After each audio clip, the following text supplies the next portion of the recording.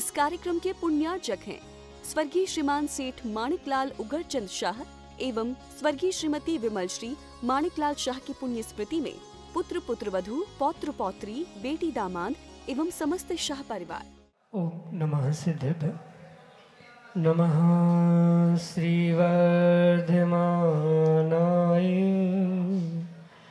निर्धूत कलिलात्मनि सालोकानां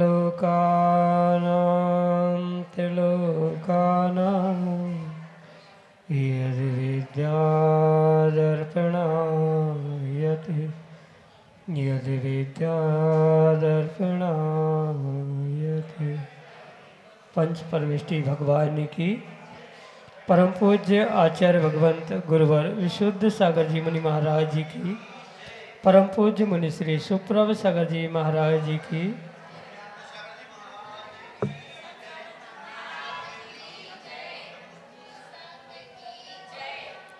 समीचीन विकल्पों का सम्यक समाधान, सम्यक ज्ञान की वह अलौकिक विधा जिसके माध्यम से हम सभी प्रतिदिन अपने अज्ञान तिमिर को दूर करके और सम्यक रूपी दीप से अपने जीवन को आलोकित करने का पुरुषार्थ कर रहे हैं।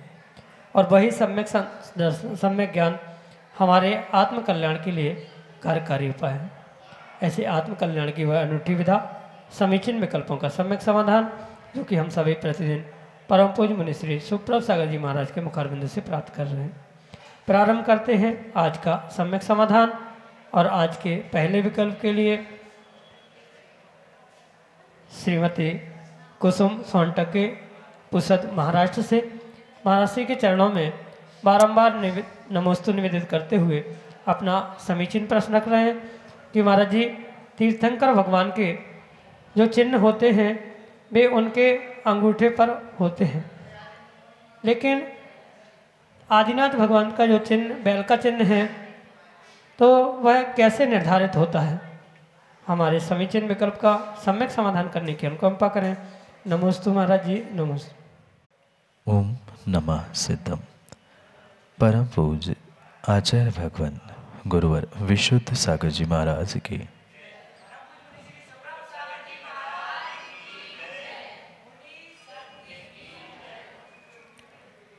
जो तीर्थंकर भगवान के चिन्हों का निर्धारण होता है वहाँ यह बात विशेष रूप से समझने की आवश्यकता है। जो उनके पैरों के अंगूठे पर चिन्ह बनते हैं या कुछ स्पष्ट अस्पष्ट आकार प्राप्त होते हैं उनके निमित्त से ही उनके चिन्हों का निर्धारण किया जाता है।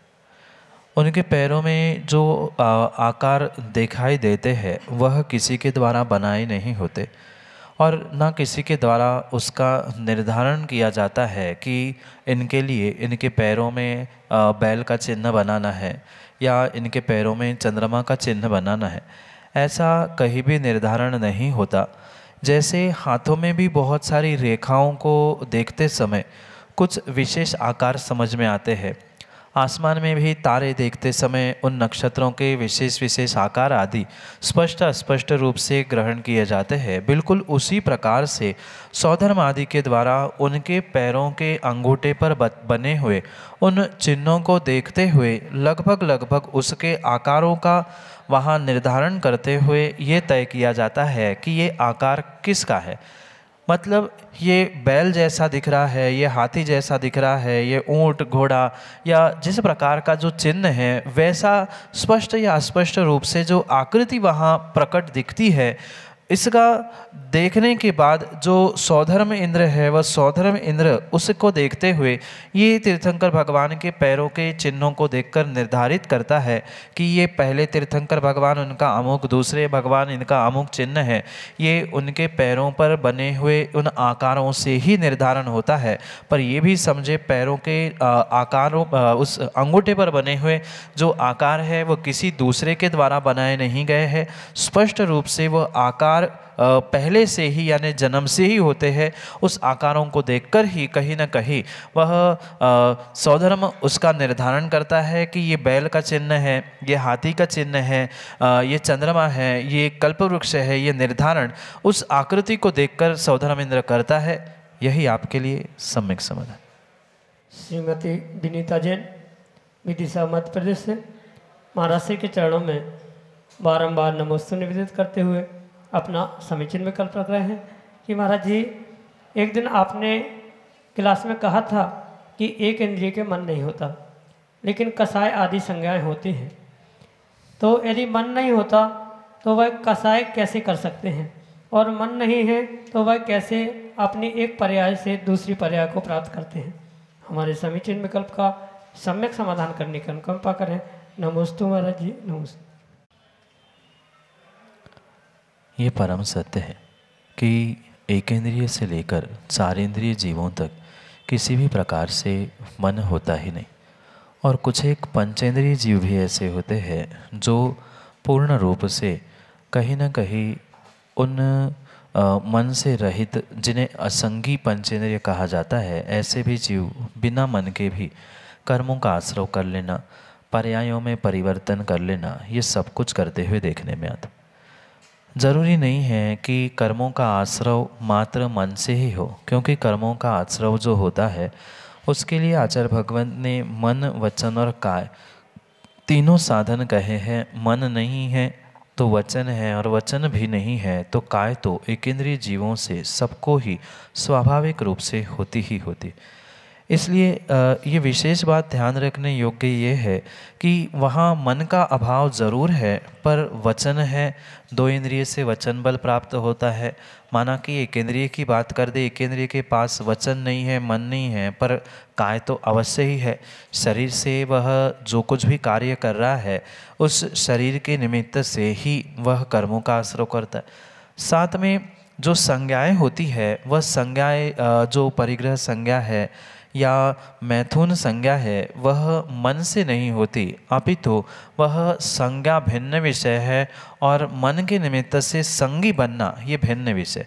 जो पंचेंद्रिय संगी है वह मन से कर्मों का आश्रय करता है, वचन काय से कर्मों का आश्रय करता है, पर जो असंगी मतलब एकेंद्रिय से असंगी पंचेंद्रिय जीव तक जो है वह पूर्ण रूप से अपनी संज्ञाएं, अपनी कषाय आदि के निमित्त से ही अगली पर्याय को प्राप्त करना, कर्मों को प्राप्त करना, ये सब कुछ करता है। साथ में ये विशेष बात समझने की आवश्यकता है कि जो कर्म फल चेतना, कर्म चेतना आदि चेतनाओं का विभाजन इन जीवों के अपेक्षा से, इंद्रियों के अपेक्षा से किया जाता है, उसे हमें बिल्कुल उसी प्रकार से बहुत अच्छे से समझने की आवश्यकता है।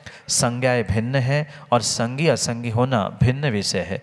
संज्ञाओं से मन का कोई संबंध नहीं है, मन से ही संज्ञाएं नहीं होती, अन्य आत्मा के ही उन परिणामों को ही संज्ञा का रूप दिया गया है, और उससे ही कर्मों का आश्रय करते हुए, उस पर ही पुरुषार्थ करते हुए, कम ज़्यादा करते हुए ही जीव अगली पर्याय आदि को प्राप्त करता है। क्योंकि बिना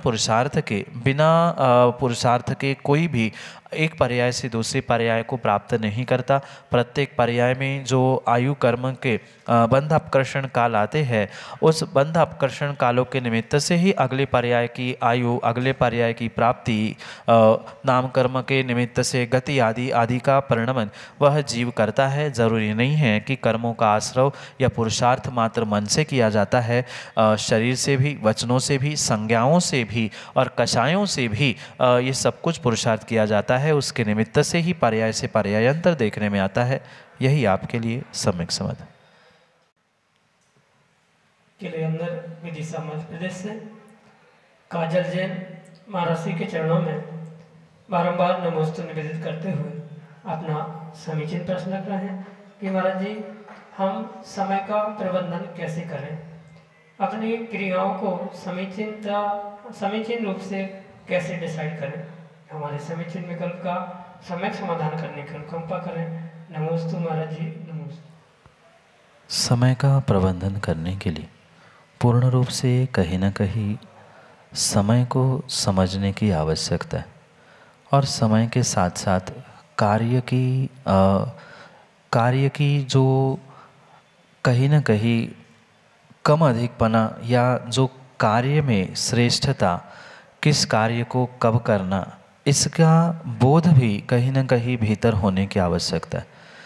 अगर सामान्य भाषा में उसे समझे तो सबसे पहले किस कार्य को प्रेफरेंस दिया जाना चाहिए, इस पर ही समय का नियोजन, समय का प्रबंधन तय किया जा सकता है। क्योंकि क्रम क्या है ये कोई दूसरा तय करके नहीं दे सकता। जीवन में आपके लिए क्या क्रम है, किस क्रम से आपको क्या कार्य करना है, क्या नहीं करना है, इसका निर्धारण आपको ही आपके लक्ष्य के अनुसार करने की आवश्यकता है कि आपका लक्ष्य क्या है, आपका टारगेट क्या है, आप किसे प्राप्त करना चाहते हो। इन सब बातों को समझते हुए ही कहीं न कहीं आपको उस समय का और क्रियाओं का भी प्रबंधन करने की आवश्यकता है। जब तक क्रियाओं का बोध नहीं है, क्रियाओं के क्रम का ही बोध नहीं है कि सुबह उठकर सबसे पहले हमारे लिए नहाने धोने, खाने पीने के लिए अधिक समय देना है, कि भगवान के मंदिर, पूजा पाठ, भक्ति आदि में समय देना है, ये जब तक हमें समझ में नहीं आएगा कि हमारे लिए इम्पोर्टेंस किसका है, किसकी महत्वता है, ये समझे बिना कभी भी क्रियाओं का क्रम नहीं तय किया जा सकता, न समय का नियोजन किया जा सकता। समय के नियोजन के लिए क्रियाओं का क्रम तय करना आवश्यक है, और क्रियाओं का क्रम तभी तय होगा जब आपका कोई एक लक्ष्य होगा कि हमें जीवन में करना क्या है। जब तक जीवन में क्या करना है इसका निर्णय नहीं है, तब तक ये क्रम कभी भी व्यवस्थित हो नहीं सकता। जिस समय हमारा टारगेट, हमारा लक्ष्य तय होगा कि हमें ऐसा कार्य करना ही है, ऐसा कार्य करना जब हमारा निर्णय पक्का हो जाएगा, बिल्कुल उसी समय पर ये समय आदि का नियोजन भी पूर्ण रूप से किया जा सकता है।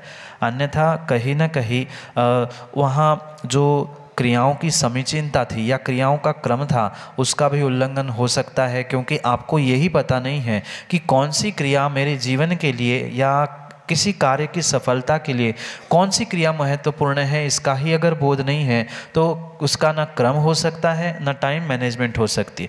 इसलिए टाइम मैनेजमेंट के लिए पहले क्रियाओं में हमें ये समझने की आवश्यकता है सर्वश्रेष्ठ क्रिया कौन सी, किसका महत्व क्या है, उस क्रिया से मेरे जीवन में क्या होने वाला है। इसका जब निर्णय होगा तभी वह क्रम तय होगा, और क्रम तय होगा तभी टाइम मैनेजमेंट होगी। इसी प्रकार से पुरुषार्थ करने से स्वयं से ही स्वयं को डिसीजन लेने की आवश्यकता है कि हमारा लक्ष्य, हमारा क्रम, हमारा समय कितना है, कैसा है, उस इम्पोर्टेंस के अनुसार ही टाइम मैनेजमेंट किया जा सकता है। यही आपके लिए सम्यक समाधान। ज्योति सेठ मेरी मध्य प्रदेश से अगले समीचीन विकल्प के लिए। मंच में विराजमान सभी महाराज जियों को मेरा नमोस्तु नमोस्तु नमोस्तु। महाराज जी, मेरा एक प्रश्न है, कर्मों की निर्जरा का सरल उपाय क्या है? कृपया सम्यक समाधान कीजिए। माँ, पहली बात तो ये समझने की आवश्यकता है कि सरल सहज उपायों से, साधनों से कर्मों की निर्जरा होना कैसे संभव है। जितनी क्लिष्टता से कर्मों का आश्रयबंध आपने किया है, जिस प्रकार से कर्मों का आश्रयबंध आपने किया है, बिल्कुल उसी प्रकार से ही, उतने पुरुषार्थ से ही कहीं न कहीं आपको कर्मों की निर्जरा करने की आवश्यकता है। आप ये चाहो कि कर्म बांधते समय बहुत पाप और बहुत तीव्रता से कर्म बांधे है तो उसकी निर्जरा हम सरल सहज उपायों से कर ले, तो ये कतई संभव नहीं हो सकता। जितना पुरुषार्थ या जितनी तीव्रता आपकी कर्म बंध, पाप बंध करने में हुई थी, बिल्कुल उतनी ही तीव्रता कहीं न कहीं आपको उन कर्मों की निर्जरा करने के लिए भी आवश्यक हो सकती है। क्योंकि ऐसा संभव ही नहीं है, सामने वाली जैसी जितनी मजबूत सामग्री होगी उसके टुकड़े करने के लिए भी उतना ही मजबूत घन, उतनी ही मजबूत हथौड़ी आदि की आवश्यकता होती है। आप ये सोचे कि सोनार की यहाँ की हथौड़ी लेकर आप पत्थर तोड़ने का प्रयास करो तो वो कभी टूट नहीं सकता।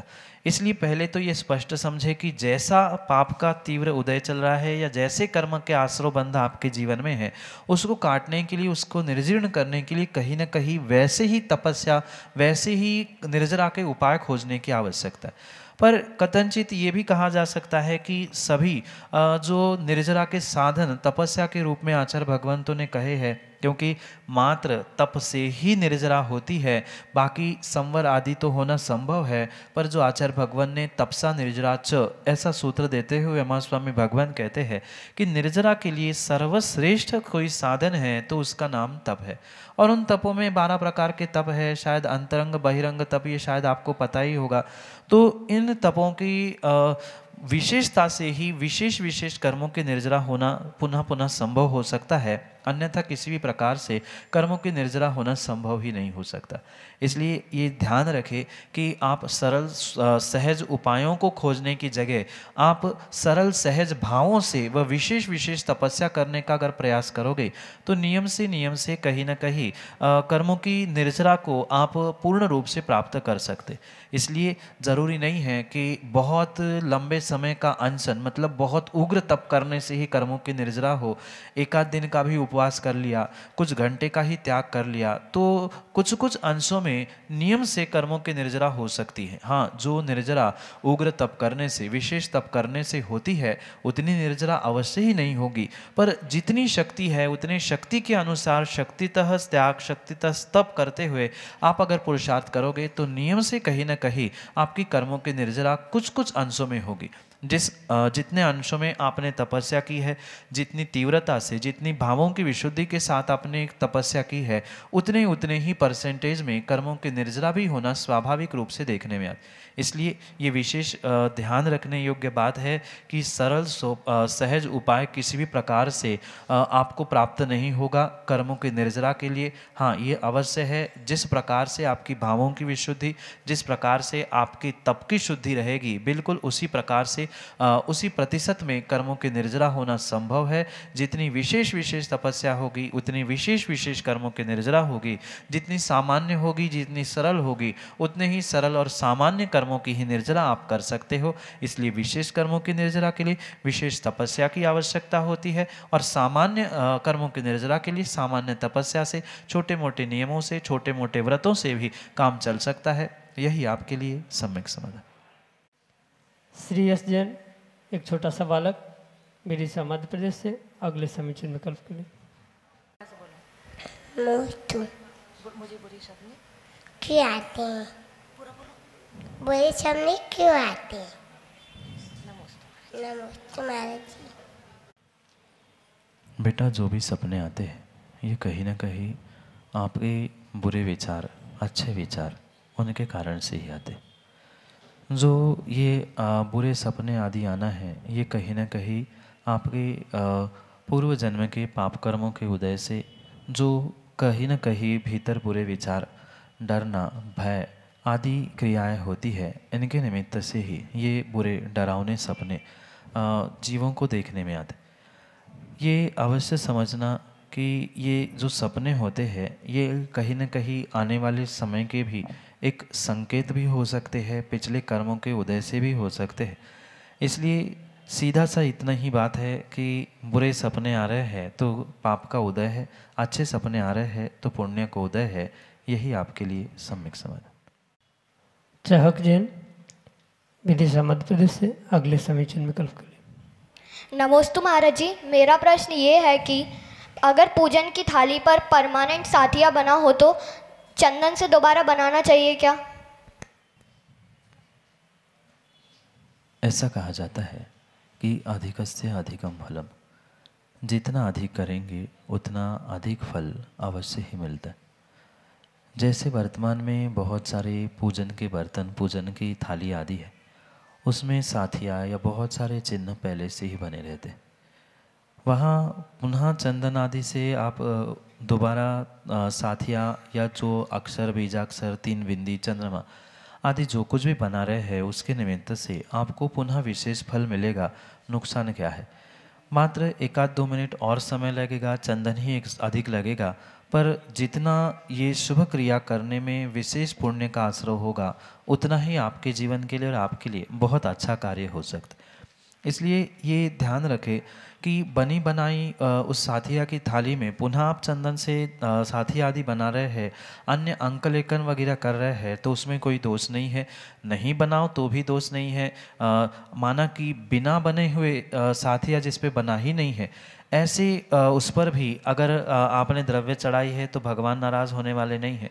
ये तो मात्र हमारी शुभ क्रिया और पुण्यवर्धन क्रियाओं के निमित्त से ही ये साथिया बनाना, द्रव्य की थाली आदि आदि सजाना, ये सब कुछ क्रियाएं कही गई है। जहाँ भावों की विशुद्धि हो रही है, भावों की विशुद्धि में वर्धन हो रहा है, ऐसे कार्य करने में कोई भी विकल्प करने की आवश्यकता है नहीं भी करे, नहीं भी बनाए साथिया तो भी कोई बुराई, कोई परेशानी नहीं है। यही आपके लिए सम्यक समझ। श्रीमती सुधा जैन, विदिशा मध्य प्रदेश से अगले समीचीन विकल्प के लिए। नमोस्तु महाराज जी, नमोस्तु, बारंबार नमोस्तु महाराज जी। मेरा प्रश्न है, धर्म की जीत हो और कर्म हारे, इसके लिए क्या प्रयास करना चाहिए और आते हुए कर्म को कैसे समझना चाहिए, इतना ज्ञान कैसा होना चाहिए। नमोस्तु महाराज जी, नमोस्तु। कर्म को हराने के लिए कहीं ना कहीं धर्म को जिताना बहुत आवश्यक है, और धर्म को जिताने के लिए धर्म को समझना उससे भी परम आवश्यक है। जब तक धर्म के मर्म को, वास्तविक धर्म को व्यक्ति नहीं समझ सकता, तब तक किसी भी प्रकार से वह कर्म का आश्रय, कर्मों को जीतना आदि आदि भी नहीं समझ सकता। इसलिए ये विशेष ध्यान रखें, धर्म की जीत प्राप्त करने के लिए या धर्म को प्राप्त करने के लिए सबसे पहले उस धर्म ग्रंथों को स्वाध्याय के रूप में समझने की और ग्रहण करने की आवश्यकता है। मात्र पन्नों को पलटने से, समझने से काम नहीं होगा। कहीं न कहीं उसे जीवन में उतारते समय उस धर्म के गहनतम पहलुओं को समझने की आवश्यकता है। बहुत गहरे नहीं सही, पर सामान्य कर्म कितने होते हैं, उसकी प्रकृतियाँ क्या है, उसके जो आश्रव के साधन आचार्य भगवंत उमा स्वामी महाराज ने अपने तत्वार्थ सूत्र ग्रंथ में कहे हैं, उनके परिप्रेक्ष्य में हमें वह व्यवस्था समझने की आवश्यकता है। पूरा कर्म सिद्धांत नहीं सही, पर अल्प कर्म सिद्धांत, कर्म की व्यवस्था, आश्रव कैसे होता है, किन कारणों से होता है, इन सब कुछ समझते हुए भी कहीं न कहीं इन कर्मों को हराया जा सकता है और धर्म को अपने भीतर प्राप्त करते हुए जिताया जा सकता है। यही आपके लिए सम्यक समझ। श्रीमती सुनीता जैन, विदिशा मध्य प्रदेश से अगले समीचीन विकल्प। नमोस्तु महाराज जी। मेरा प्रश्न यह है कि मेरी ताई जी माता जी बनी है, उनके पंचमुष्टि केस लॉन्च हुए हैं, उन केसों का क्या करना चाहिए। माता जी या निर्ग्रंथ मुनिराज आदि जिनके भी केस लॉन्च होते, उन केस लॉन्च से प्राप्त जो केस होते वह कहीं ना कहीं कुछ दिनों बाद विसर्जन करने की आवश्यकता उन केस लॉन्च के केसों की हुआ करती। जैसे लंबे समय तक अगर वह बहुत सारे बाल या बहुत सारे केस घर में भी रखे रहे तो कहीं ना कहीं वहाँ जीवों की उत्पत्ति आदि होना ये संभव हो सकता है। इसलिए ये विशेष ध्यान रखें कि मर्यादा के साथ जो ये माता जी के या मुनिराजों के केस लॉन्च के केस या बाल आदि बचते हैं, उनका विसर्जन करना आवश्यक है। कुछ लोग उसे पानी आदि में बहा देते हैं, पर पानी में बहाना सही कार्य नहीं है, क्योंकि अगर वह बालों का गुच्छा या बाल कहीं ना कहीं किसी मछली, किसी तिर्यंश के मुख में चले गए तो हो सकता है उसकी मृत्यु आदि हो जाए। तो ये कार्य करना उचित नहीं है। उसकी जगह अगर उन बालों को आप व्यवस्थित किसी सामान्य कागज़ में बांधते हुए भूमि के अंदर गहराई में थोड़ा सा गाड़ने का प्रयास करो तो कहीं ना कहीं वह बाल होने से, केस होने से अपने आप वहीं पर डिस्पोज हो जाएंगे, नष्ट हो जाएंगे। इसलिए वह अपने आप उसमें डिस्पोज, नष्ट होने की शक्ति होने से, भूमि में शक्ति होने से आपको भी उसको नष्ट करने का, जलाने का, बहाने का पाप नहीं लगेगा। अलग से जलाओगे तो दोष लगेगा, बहाओगे तो दूसरों की, जीवों की हिंसा आदि होने की संभावना है। इस कारण से ऐसा करने की अपेक्षा से कागज़ में बांधकर कहीं न कहीं उसको भूमि में व्यवस्थित मर्यादा के साथ गड़ा दे तो कहीं भी दोष नहीं होगा। उसका विसर्जन भी व्यवस्थित हो सकता है, पर मर्यादा का ध्यान रखें। ऐसे भूमि में भी नहीं गाड़े जहाँ कोई आ जा रहा है या कोई तुरंत उसे खोदकर उसका अन्यथा प्रयोग भी करे, ऐसा भी कार्य नहीं हो। कहीं न कहीं एक किनारे पे व्यवस्थित अपनी सुरक्षित जगह में ही उसको गाड़कर उसका विसर्जन किया जाए, तभी तभी वह रखे हुए केस बाल उनका सदुपयोग होगा, अन्यथा जीवों की हिंसा होने की संभावना है। यही आपके लिए सम्यक समाधान। जय जन बंधु, हम सभी लाभ ले रहे थे लोकप्रिय कार्यक्रम सम्यक समाधान का। प्रतिदिन यह कार्यक्रम 5:13 पे यूट्यूब चैनल सुप्रभ उवाच के माध्यम से प्रसारित होता है। मुनिषी का नाम सुप्रभ सागर जी, उससे सुप्रभ और वाणी का पर्यायवाची नाम उवाच, सुप्रभ उवाच यह यूट्यूब चैनल का नाम है। आप यूट्यूब चैनल के माध्यम से यह कार्यक्रम प्रतिदिन 5:13 पे देख सकते हैं। प्रतिदिन ठीक 4 बजे आदिना टीवी चैनल पे भी यह कार्यक्रम का प्रसारण होता है। याद रहे, आदिना टीवी चैनल एक नया टीवी चैनल लॉन्च हुआ है, उसके माध्यम से भी ठीक दोपहर को 4 बजे इस कार्यक्रम का प्रसारण होता है। आप सभी लोग घर बैठे टीवी के माध्यम से भी सम्यक समाधान का लाभ ले सकते हैं। प्रतिदिन शाम को 7:40 पे मुनिषी के प्रवचन जिनवार टीवी के माध्यम से प्रसारित होते हैं। आप सभी लोग जिनवार टीवी के माध्यम से घर बैठे मुनिषी के प्रवचन का लाभ लेते हुए सुक्ति मुक्तावली इस ग्रंथ का स्वाध्याय भी कर सकते हैं। प्रतिदिन 2:30 पे आदिना टीवी चैनल के माध्यम से भी मुनिषी के प्रवचन प्रसारित होते हैं। आप सभी लोग घर बैठे टीवी के माध्यम से आदिना टीवी चैनल के माध्यम से मुनिषी के प्रवचन का लाभ ले सकते हैं। अगर आप इस कार्यक्रम से जुड़ना चाहते हो और कार्यक्रम के माध्यम से अपने विकल्पों का सम्यक समाधान प्राप्त करना चाहते हो तो नीचे पट्टी पे, स्क्रॉल पे या डिस्प्ले पे हमारे नंबर चल रहे हैं, उसके माध्यम से आप हम तक संपर्क करते हुए अपने विकल्प भेज सकते हैं। आपकी सुविधा के लिए मैं नंबर दोहराता हूँ, 8707548811। यह व्हाट्सएप का नंबर है। इस व्हाट्सएप के नंबर पे अपना विकल्प आप व्हाट्सएप कर सकते हैं और उस विकल्पों को एकत्रित करके मुनिषी तक पहुँचाते हुए उस विकल्पों का सम्यक समाधान हम सभी लोग प्राप्त कर सकते हैं। आज के लिए इतना ही। मुनिषी के चरणों में कोटिशा नमोस्तु करते हुए आज के सम्यक समाधान कार्यक्रम को यहीं पे विराम देते हैं। नमोस्तु नमोस्तु नमोस्तु। इस कार्यक्रम के पुण्यार्जक थे स्वर्गीय श्रीमान सेठ माणिकलाल उगरचंद शाह एवं स्वर्गीय श्रीमती विमल श्री माणिकलाल शाह की पुण्य स्मृति में पुत्र पुत्रवधू, पौत्र पौत्री, बेटी दामाद एवं समस्त शाह परिवार।